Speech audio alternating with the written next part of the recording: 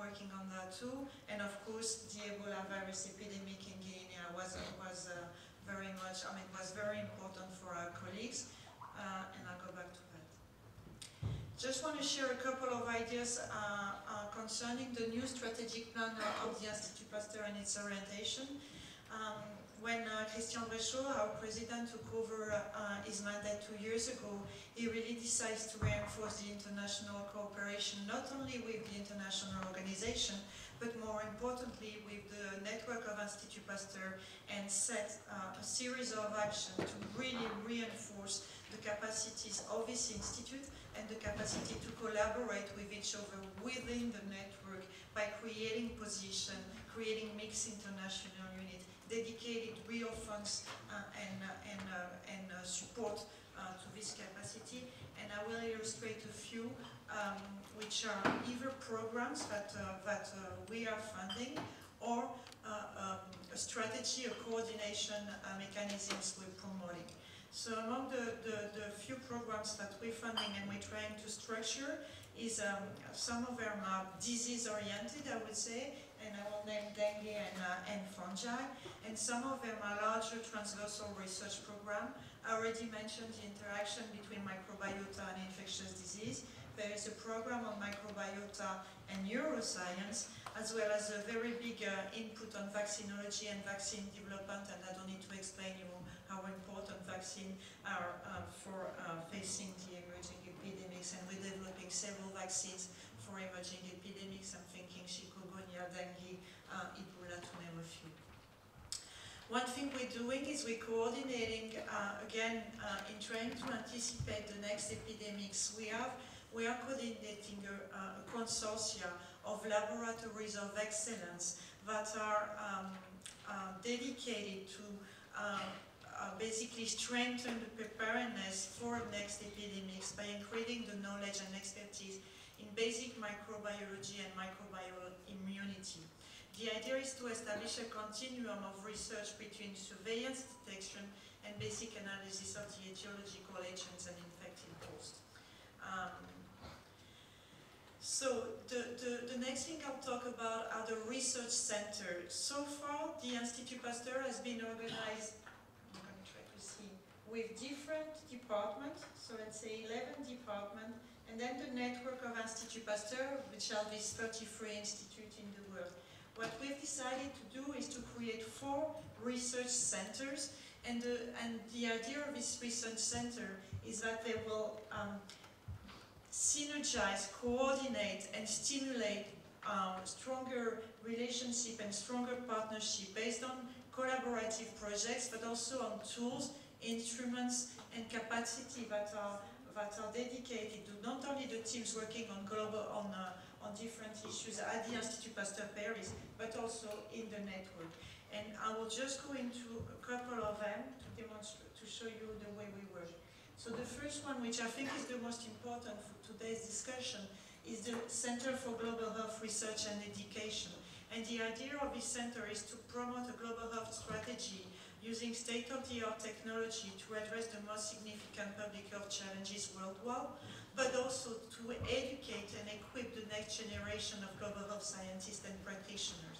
And the way to do it is to participate and to stimulate the participation of projects and collaborative projects in different areas. And they're also setting up an outbreak investigation task force. This was a discussion, a long discussion we had after Ebola. You saw that some of our colleagues went to the field. I volunteered to go to the field, but the organization was such that if you don't have the super perfect background and the links, you cannot go there because you need so much time to get the training and the implementation that people say, well, no, please stay home, you'll be better off. So I stayed home and tried to help differently. And the last part we're trying to work on is education, and I'll say a few words about that. Ebola. As soon as the infection was declared, we were called by the country in Guinea to help setting up diagnostic and contributing. So we were, our colleagues from Dakar, as well as a colleague from Pasteur and Lyon, went to the field early in March and identified the virus locally with the teams. What we've done afterwards, when the epidemic took off, is to design a task force. And the task force was designed, at the beginning we were quite optimistic, try to get fast enough to get results and products to counteract this epidemic that was going on. Today we are a bit more realistic and planning whatever activities we're performing to fight the next epidemics, I would say, because like our colleagues were saying, there'll be probably some more. And the task force was set in a field work package. We worked on developing diagnostic, and we reached a level where we developed a fast, efficient diagnostic, point of care, being able to be set in remote areas. We're working on 2 vaccine developments. We've been working on genomic studies and studying also the virus pathogenesis. We were present on the Ebola treatment center of Macenta with a laboratory, setting of a laboratory, and also training locally, and also performing evaluation of rapid diagnostic. And like I say, we'll be installing an Institute Pasteur in Guinea.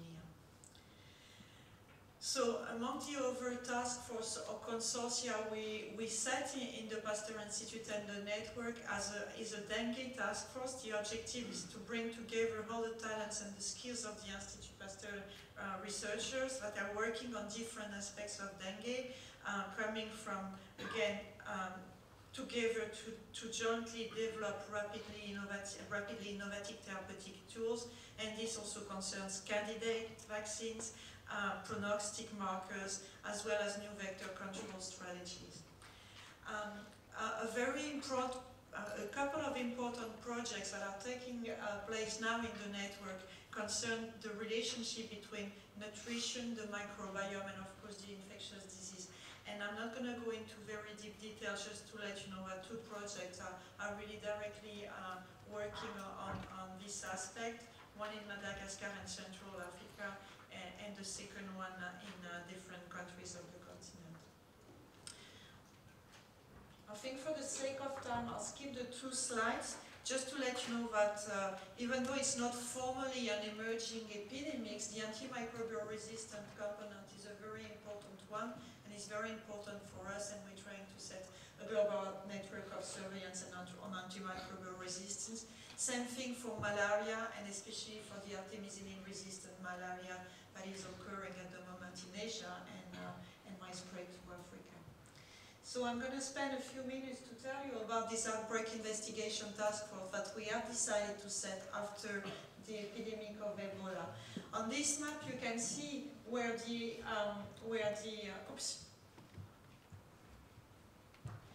epidemics are taking place, and you can see a few emerging viruses and regular viruses epidemics going on, and you can see that there's a serious match with wherever the Institut Pasteur is in the network, and these countries are perfectly aligned with our presence in Africa. These countries are perfectly aligned also with our presence in Asia.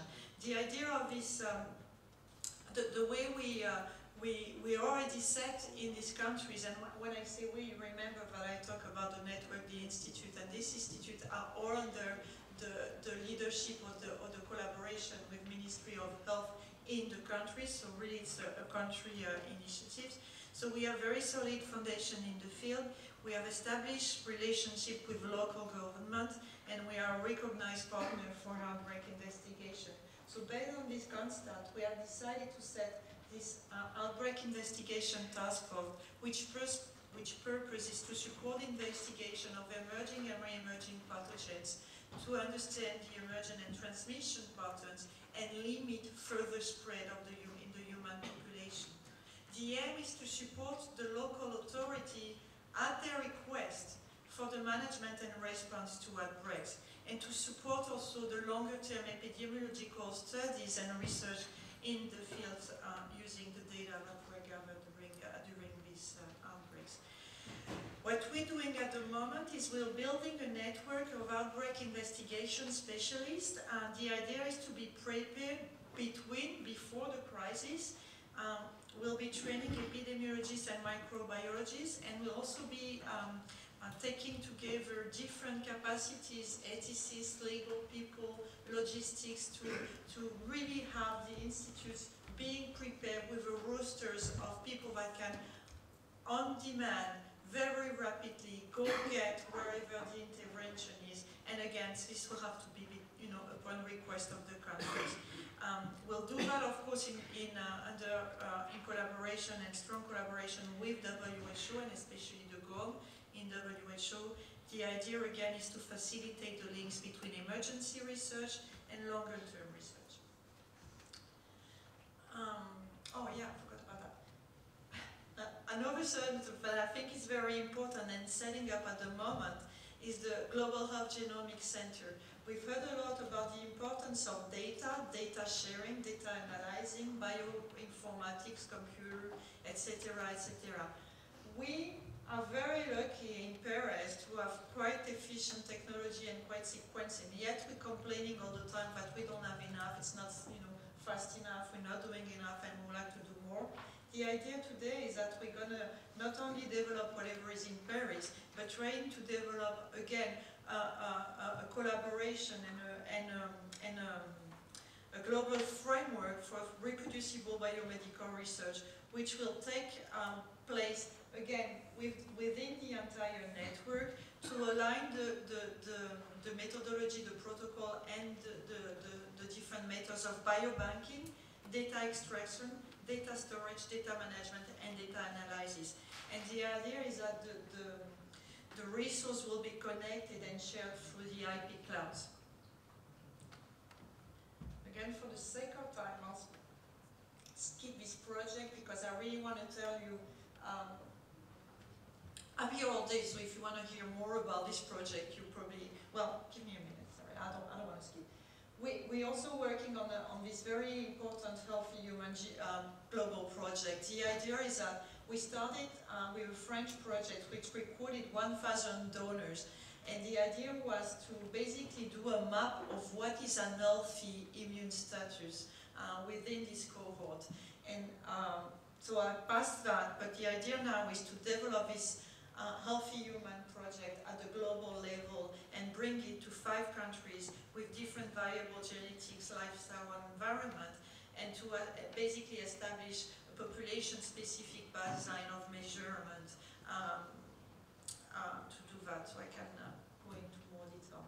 Last but not least, we are calling for a Pan-African coalition for training and education in research and public health. The ideas today is, like I was telling you, there's a lot of institutes that are already in the countries working with universities and government, have a very solid basis to perform research, to train, to do capacity building. So all these institutes are real institutes. I guess most of you know them in Africa, but this is not like an office with a representative. These are walls, these are equipments, these are scientists working there together and doing research, doing public health activities, and training each other and training different guys. What we want to do today is, again, take advantage of this presence in the countries and this relationship